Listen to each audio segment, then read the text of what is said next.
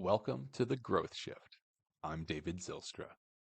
Here's what I've learned after years in business. Every leader who's built something meaningful has a story, but the moment they had to shift, when failure forced innovation, when change became opportunity, when they chose growth over comfort. On this show, we dive into those pivotal moments, the setbacks that became breakthroughs, the strategic shifts that accelerated growth, and the frameworks that turn obstacles into opportunities. Because here's the truth. In a world where change is the only constant, the leaders who thrive aren't the ones who avoid failure. They're the ones who've learned to shift strategically through it. So whether you're facing your own pivot point or just want to learn from someone who's been there, you're in the right place. Let's dive in. This episode is brought to you by Valentix. At Valentix, we help B2B coaches and consultants who are struggling with generating consistent, high-quality leads, automating their client onboarding processes, and scaling their operations without simply adding more hours or headcount. Most of the time, our clients come to us frustrated because they're bogged down in manual tasks and feel like they're missing out on the power of modern technology. But with the right strategy and AI-powered solutions, they're able to streamline their workflows, attract better opportunities, and achieve sustainable growth. If that sounds like you or someone you know, learn more at valentix.io. Now let's dive into today's episode. Today on The Growth Shift, we're joined by Larry Levine, an expert in expense reduction and a seasoned entrepreneur with a fascinating 3-chapter journey through high-tech, home care, and now P3 Cost Analysts. Larry helps businesses recover indirect vendor overcharges, often by 30 to 40%, working on a performance-only basis. He's a master of identifying hidden savings and navigating the complexities of business operations, all while strategically building his network through content and podcasting.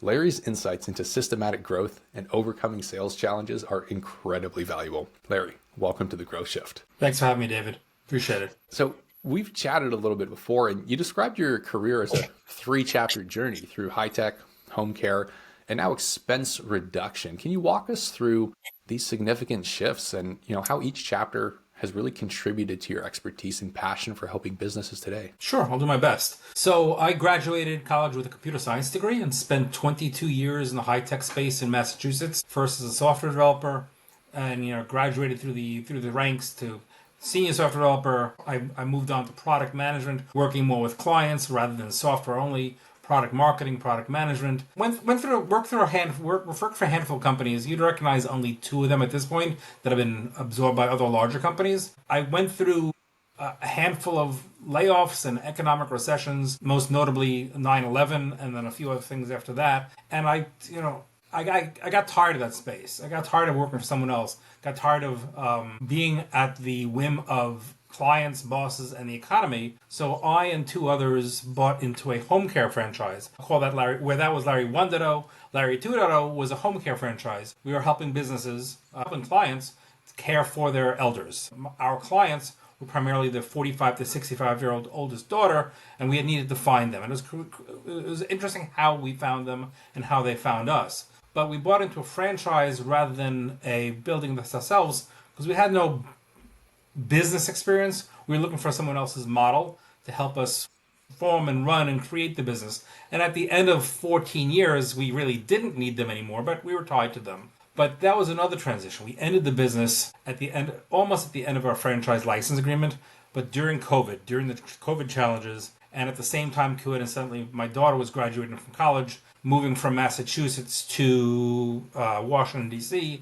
and I had the opportunity at that point to end Larry 2.0, sell the business with my business partners back to the franchisor, and then move to the greater DMV, DC, Maryland, Virginia area, and follow my daughter to this area here. That was this summer, the spring and summer of 2021. Shortly after that, I bought into P3 Cost Analysts as Larry 3.0, and leveraging my background, owning my own business, but with the structure and system of a franchisor, I started reaching out to businesses to help them reduce their indirect vendor overcharges. That was a long story there, but indirect vendor overcharges in itself might need some discussion. Well, absolutely. I couldn't agree more. But I'd like to look at that journey a little bit more in depth as well. I mean, Sure. you've got a lot of experience through, working for other people and then working as a franchisor, and you decided to go back into that as well, right? Leveraging other people's business models already established. There's a lot of value and benefit that comes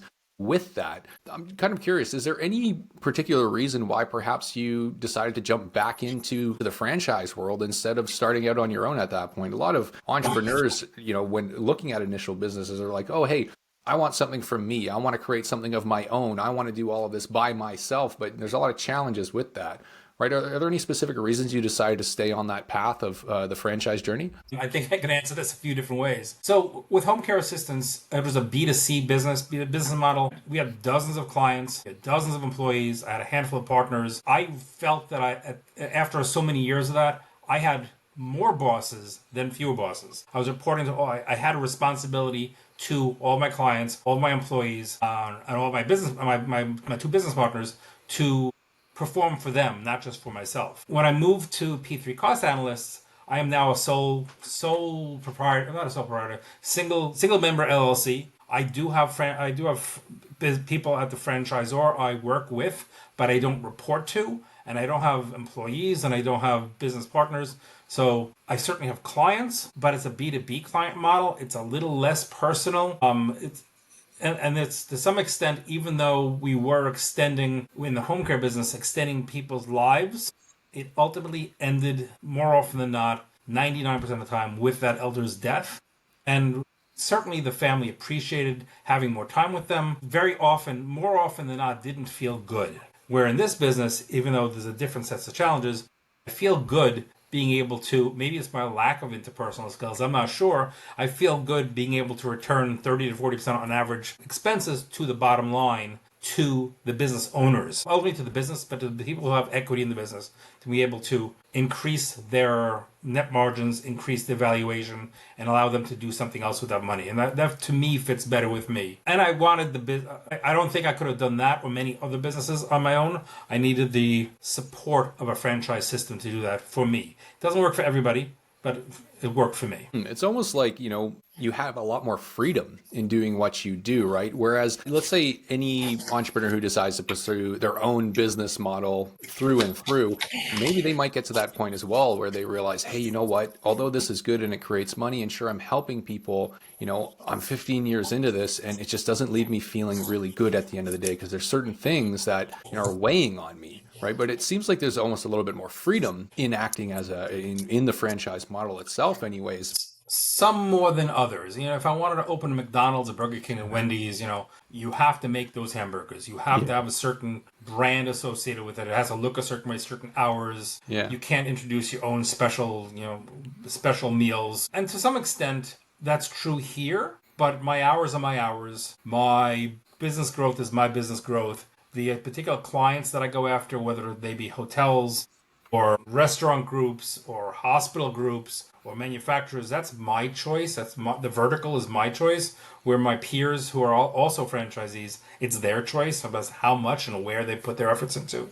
So I'm creating my own business within a business. I appreciate being if I get the metaphor right, a large fish in a small pond, and to drive my business the way I want to drive it and create my own brand within the business. This conversation being part of that brand. When was the last time you saw I'm not picking on Burger King, it's just the one that's on top of my list here, top of my mind. When was the last time you saw a Burger King franchisee being on a podcast to build his brand for Burger King or his particular franchise locations? It happens, but this is what works for me. Yeah, no, that's amazing. And, there's one thing that I like to think back to, and it almost sounds contradictory at first, but it's almost like with the more structure you have, the more freedom you have at certain times. Whereas, if you were a Burger King franchisee, you wouldn't really have a lot of freedom. Everything is set, but, it sounds like you have the structure and you have the freedom as well. So with Larry 3.0, your second go as being a franchisor now, I'm sure there's a lot of lessons that you learned from the first time around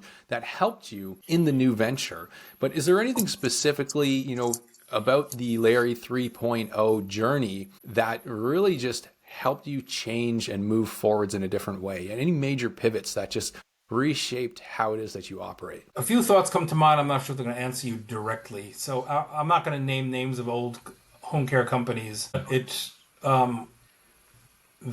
the end, they were purchased by private equity. We started out at the beginning of the 14-year journey as a very small organization. We knew the founders intimately. We knew we could reach them at any point. We would visit with them frequently. The conventions, the annual conventions, the meetings were pretty small. They wanted to grow, of course, and they caught the attention of a private equity firm that became insensitive and impersonal. Not necessarily intentionally rude, but it put a bad taste in my mouth, and it was coincident. It didn't help at the end of our franchise license as to whether, in the decision process, as to whether to renew the license, and we had rights to renew or move on. On top of the fact that it was the stresses of COVID, the stresses of my daughter leaving the state, moving to another location, it certainly didn't help. Where in this business, I didn't want to join. I didn't want to join into a business that had thousands of franchisees, and I became the small fish in the big pond. And I wasn't thinking in those terms. I just felt more gravity toward this small organization where I can have an influence in not only how I operate my business, but potentially how I can influence the greater business. So that was some of the pivot. If I'm understanding and answering your question, that's how some of my pivot. I mentioned the B2B, the B2C pivot to B2B as well. So I think those are some aspects of it. But when I started this, I'm doing this now. This is October 2025. For those of you that are watching this in the future, I'm 3.5 years into this, and when I started this, if you had asked me if I was going to podcast guest, no way, not at all. And if you asked me 6 months ago if I'd be interested in podcasting as a host, I would say no. 6 months ago. Today, I'm saying I'm open to that possibility. And not to talk about myself, but to talk about the experiences of my leads, people that could be my leads, but not to sell myself. CFOs, other procurement people, talk about their challenges, talk about their wins, talk about what they do for their job. I'm open to that. So I guess my conversation to you right now is my goals and my brand is clearly evolving. And I'm way more aware of that today than I was 3 years ago. And that's exactly what this conversation is about, right? With new experiences come new perspective, come new direction. So let's take a look at P3 Cost Analysts then, and what it is you're actually doing. I mean, people are hearing all these words, analysts, costs. Maybe that's it's a little bit too dry Sure. for me, but I think there's some pretty cool things you're doing that will really help the audience. Absolutely. And I appreciate you saying analysts correctly. So thank you. A lot Yeah, I had to a struggle lot with of that earlier. clients and leads say analysis, and that's fine. I'm not going to turn down their business or their conversation. But I mentioned about 10 minutes ago, indirect vendor overcharges. There's a lot of words there. What is an indirect vendor overcharge? What's an indirect vendor? So let's talk about what a direct vendor is, which is more easy. Most people think in those terms. If you're a restaurant owner, your direct costs are associated with your foods, your tables, your labor, your utensils. If you're an automobile manufacturer, your direct costs are rubber, steel, leather, glass, oil, things to that effect. And we can name those across hundreds of thousands of businesses. But the indirect costs tend to be those things, those spends that are taken for granted to keep the business supported. The telecom, the utilities, the waste, the uniforms and linens. Uniforms and linens do kind of show in restaurant groups, but to some extent taken for granted. Insurance, property tax, shipping, merchant processing. I'm sure I'm missing 3 categories. We support some 12 to 15 categories, depending on how you want to characterize some of the utilities. Many businesses, cut me off at any point, interject any questions you have, but many businesses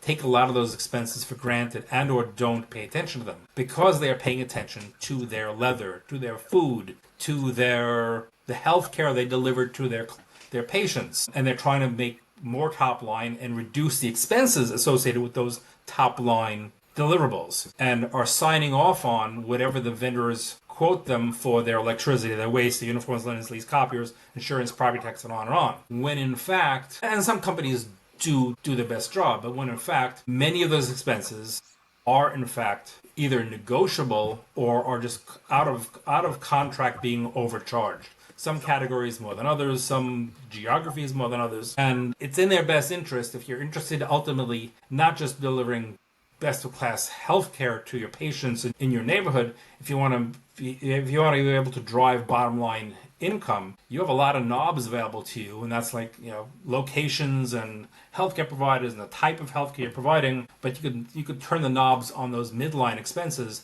to drive bottom line income. And depending on the business, net valuation across the portfolio of your location. If you have the time and the willingness, don't take that for granted. Talk to your uniform lenders vendors, talk to your insurance broker, appeal your property tax assessments, and try to drive down those costs.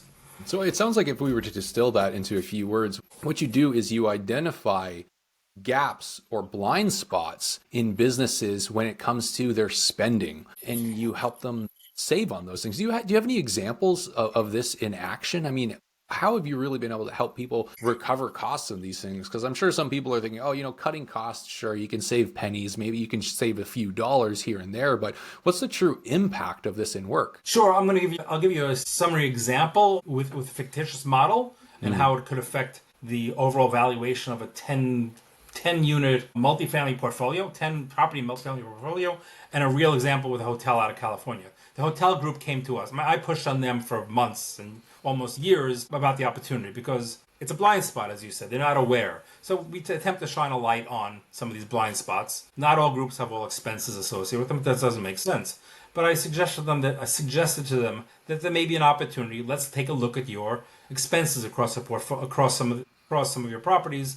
Not all the expenses. And if we're wrong, there's no fee, as you mentioned before. It's a performance-based model. When in fact they came back to us and said, our utilities are high and our waste is high, and this is a 140-ish room hotel. We were able to save them by working with their utility company. We estimated it to be at $80,000 a year for one property. It's tracking closer to $100,000. It's about 6 months into it at this point. And because of a tweak of how the utility was configured for them, the electricity was configured for them. And on their waste, we saved them, I forget the number, $8,000 a year or so on their waste collection. And what's interesting about this property is that they're in a regulated energy and a regulated waste municipality. What that means is that the rates are the rates are the rates. You cannot change the rates. But in fact, we were able to tweak the rate on the electricity, but we weren't able to tweak the rate on the waste. And how did we save money if we weren't able to tweak the rate? The waste vendor who was contracted with the municipality to collect the waste on behalf of all the businesses all locations in the state was over-servicing that location. And the people at the property are not waste experts and don't know how to read the waste invoice to know that they were at 30% capacity when they should have been collecting at 80% capacity, because that's not their expertise. And the waste vendor intentionally writes the invoices such that it's hard to decipher. And when you're looking at a closed, and I'm not the expert, our auditors are the experts, but when you're looking at a closed waste compactor, you have no clue how full it is. There is a little gauge inside that says it's at 20% or 30%, whether it's 2 yards or 3 yards or 2 tons. I honestly don't know. 2 tons or 3 tons. That's not their job. They're just allowing the waste vendor to come collect, and it was overcharging them by 2 to 3 times depending on the month. So that's a real win, real money in their pocket to the tune, we're tracking, like I said, $100,000 a year savings for them. An example I gave was for a 10 location multifamily community. And I don't remember the numbers, I'll make them up right now. But if we were able to save them, say, using those numbers, $100,000 a year at each of the properties across multifamily, across utilities, waste, insurance, property tax, maybe something else. The mix combined, $100,000 a year, not unreasonable if you're talking about larger properties. 10 properties, that's $1 million a year saved. That's a fair amount of money saved for a one-time cost reduction effort. If the net income multiplier for valuation purposes is 10 times, for example, and it's on the higher end properties, Class A properties, in the right markets can be that high, we just increased the valuation of that portfolio by $10 million by a one-time cost reduction effort across those 10 properties. How many more leases do you need to sign to get the $100,000 per property or the 10? You cannot do that. This is unrealized money that's being not only left on the table, being given to vendors that are happy to take your money. They're not going to tell you that you're being overcharged. This is extremely compelling, especially for restaurants, hotels where margins are extremely thin. When we're looking at property as well, the way that you put it, this is a massive opportunity. I mean, it seems like people should be, chasing you down to work with you and to look at what it is you can help them with. But you mentioned a minute ago that, there was one hotel group client that you were trying to get in at the door for years to have these conversations. I mean, why is it so difficult for people to actually see the value in what you do if you can demonstrate it so clearly? Makes sense is as politely and as realistically as possible. They are busy with top line tasks. They're busy with regulation. They're busy with labor. They're busy with pain in the ass clients like us that want the best experience possible in their hotels and just don't have the time for this. And it's oftentimes a new set of eyes, a break in their breaking what they're doing, some other realization that maybe there really is some opportunity here. Another factor that I don't think this is true of necessarily this hotel, but of many people we reach out to, the mindset that someone else can help them, that someone else perhaps knows better than them. I've often find, and we work with governments and school districts and public universities and private universities all the time, but in the public sector, I get the feeling that since it's not my money, I don't care. It's taxpayer money. I have no one ever says this, but this is the sense I get and some of my peers get. If you're dealing with property managers or property management companies at hotels and at hotels and multifamily communities, that what do we know? This is what they do on a day in and day out basis. We can't know better than they know, and or I risk being exposed. My shortcomings risk being exposed. And the reality is, assuming that they're doing the best job possible, best in class, there's nothing to expose. You're just not industry insiders as our auditors are with 30 years experience, 30,000. I'm trying not to sell my business. I'm trying to to talk about where there may be an opportunity for them to do better than they already are. But there are a series of cost reduction consultants out there, some with more experience than others and more categories than others, who have more experience than the average CFO, the average procurement director, the average property manager, the average general manager at handling cost reduction in general. So auditors tend to be industry insiders, tend to be experts. Many cost reduction businesses have what I'll call a cost level database. Us in specifically, we have a really good understanding of what the vendor's cost level is for that. Going back to the hotel, well, that was a bad example because that's a fixed rate. Many of our clients don't have the experience to know what the cost level is. Many cost reduction consultants have what I'll call a cost level database and know that the container expense in this particular, the trash container expense, compactor expense in this particular geography, this particular pickup frequency, this particular size, what that cost level is here versus there versus anywhere else, and we are able to drive the vendor down to that cost level. Where if you want to take that on yourself, great, you should do that. But how far are you going to go with that vendor? Do you know what your cost level even is? Do you know what the guy across the street is paying? One of my first ever clients, we were able to save him 76% on his waste. It was an 8-location retail business, and when we told him we were able to save him 76%, and for him it was at the time it was $6,000 gross savings per month, he said to me at that point, I don't look at my invoices, I just pay them. I didn't want to put him on the spot, but I tell the story now and I say, what would you look for anyway? Do you know what your contract says? Do you know whether or not in the waste space, whether or not fuel surcharges, and this is closer to COVID surcharges, alternate drop-off sites, contamination charges, whether those are valid per your contract? They look good, but are they valid per your contract? Would you know what level to drive your vendor down to? Do you have a cost? No, he doesn't. He knows his widgets that he's selling in his business. That's where he has his expertise. And I'm saying to everybody that's watching this, I suspect your expertise is with whatever it is your business is implementing: restaurant, food, bicycles, retail, manufacturing of other widgets. But what is the cost level for those leased copiers across your 50 location health business? And you probably know what you're paying, but even if you do, you're probably overpaying by hundreds of thousands of dollars a year. Well, that's exactly it. As you were saying, like the people that you're working with, business owners and leaders, they're experts in their business. They're not experts in cost analysis, analyzing invoices, and really seeing if there's any leakage there. So I don't think there's any shame in a leader outsourcing expert help to find better strategies or better ways to increase their top line or their bottom line. Now, it sounds like there's some pretty big impact that you can have in your business. I want to know as well, Larry, I mean, what are your goals, your key goals for growth with your business now, seeing how much of an impact that you can have? So speaking soft terms, my goal is to become a credible authority on indirect vendor cost reduction for an array of businesses.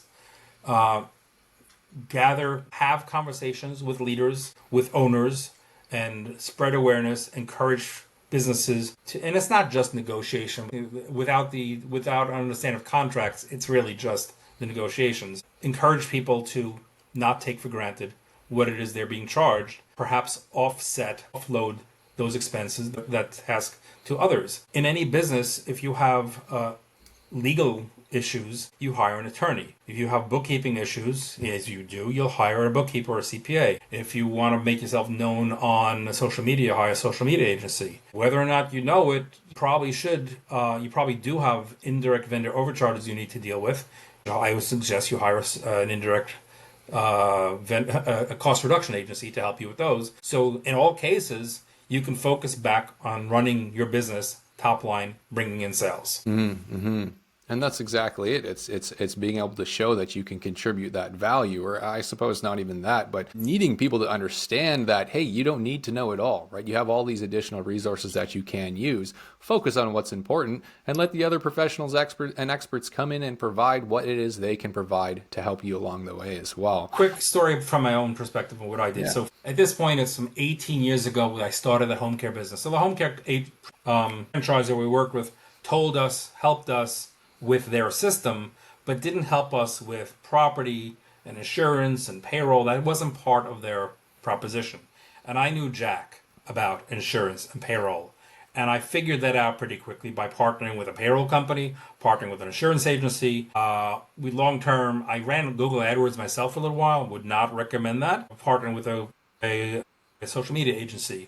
So at this point, I've heard this metaphor many times. I get comfortable being uncomfortable. So I don't know what the next thing is I'm uncomfortable in, but I'm comfortable that I will resolve it, if not on my own, by hiring an AI expert, by hiring an insurance expert, by hiring a podcast platform agency to help me get that going so I can grow and deliver what it is I need to do on my top line. Pardon me. So now, Larry, you're talking about, outsourcing expertise, right? And you're mentioning AI here as well, right? When we look at the ability that AI has to provide business owners such as yourself with so much more leverage, perhaps it would even delay the need for that full outside expertise initially, right? But when we start looking at these additional resources, AI being the latest that are available to everyone, how do you see things such as artificial intelligence and LLMs really coming into play the greatest advantage for solopreneurs? I could speak to how the limited amount of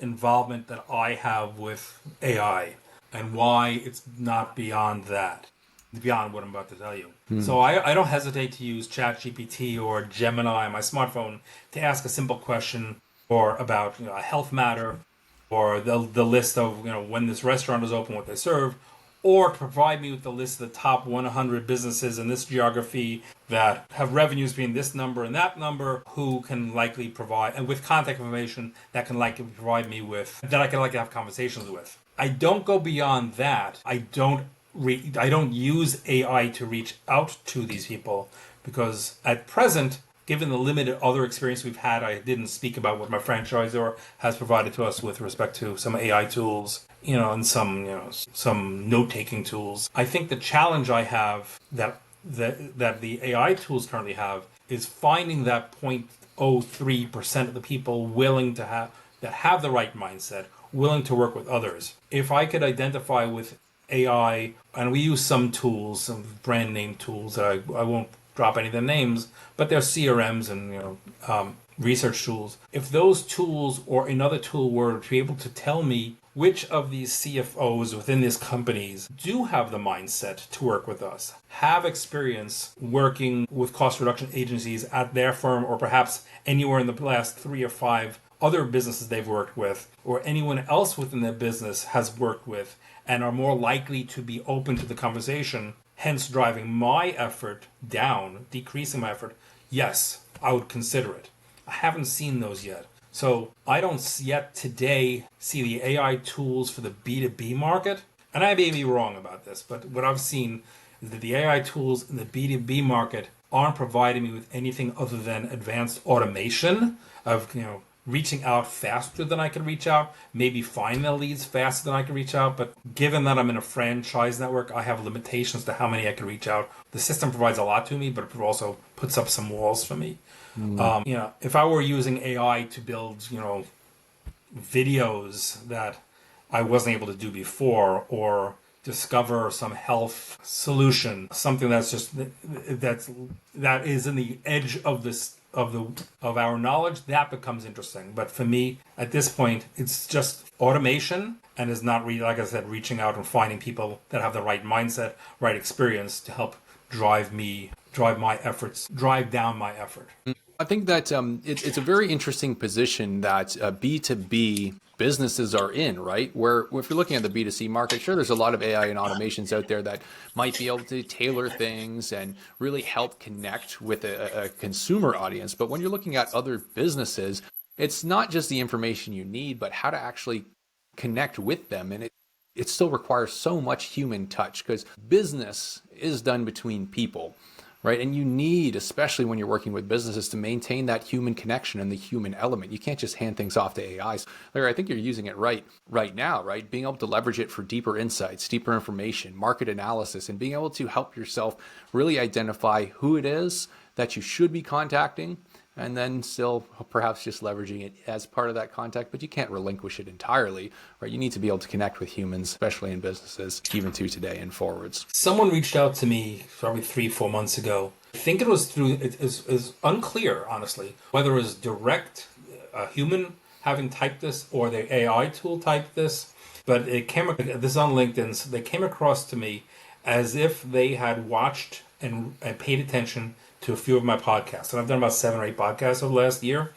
And I said, well, that's unique. They're paying attention to me, and they're feeding back to me what I've done. So people want to hear, people feel good when people learn about themselves, or people hear about themselves from others. So that got my attention. But in the end, that doesn't help me, and I don't want to tell people about themselves. Oh, I saw that you were at this event, that event, or talk about the weather, or talk about the sports game. Everybody's time is valuable. So when someone calls me and says, "Hey, Larry, how are you? How's it? Like, what do you want?" I know what you want, but tell me what you want. So I don't want to waste people's effort, waste people's time, and misdirect the conversation. One thing I learned recently is about, and I know we're short on time here, when I'm reaching out to people, and I'm comfortable calling people's cell phones, I'm comfortable text messaging, I'm comfortable sending them voice notes, which is different than anybody else I've seen anywhere doing.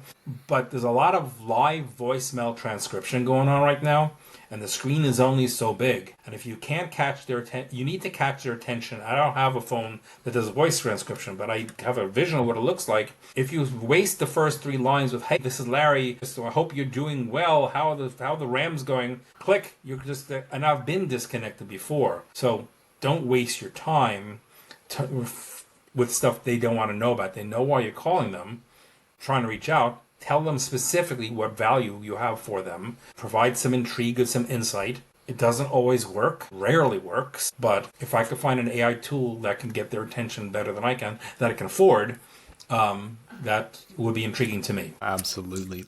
Larry, thank you so much for sharing your insights and your journey with us today.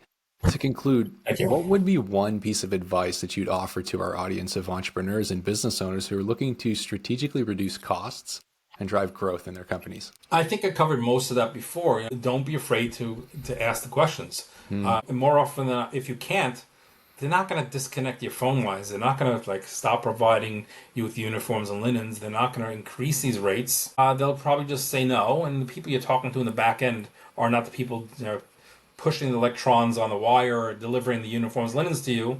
It's going to continue. And you might be able to save yourself 5, 10 10%, maybe 15%, depends on what's going on that expense, and you've been successful.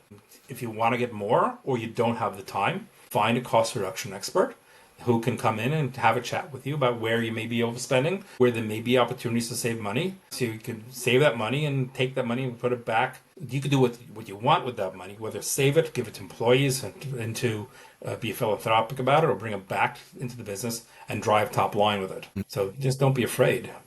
Fantastic. Larry, for any of our audience who might like to connect with you to perhaps seek out a cost analysis themselves or just to continue the conversation, what would be the best way to find you online? Best way is I don't know if you're going to have my LinkedIn profile under the banner here, but you could also email me at Levine, Levine at costanalysts.com. Thanks again for joining us on the Growth Shift. Thanks, David. Appreciate your time. And that's a wrap on another episode of the Growth Shift.